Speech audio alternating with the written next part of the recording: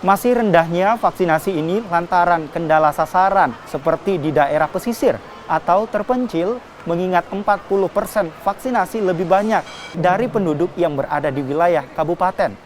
Untuk itu, pemerintah Provinsi Sulawesi Selatan menggelar pertemuan dengan pihak pemerintah kabupaten dan kota agar terus berupaya menggenjot vaksinasi di Sulawesi Selatan dengan melibatkan sejumlah pihak termasuk TNI dan Polri.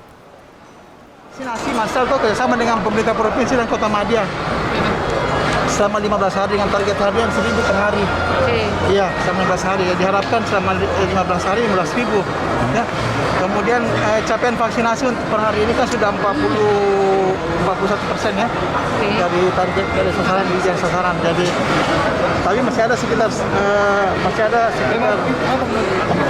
kabupaten yang memang sudah di bawah 40.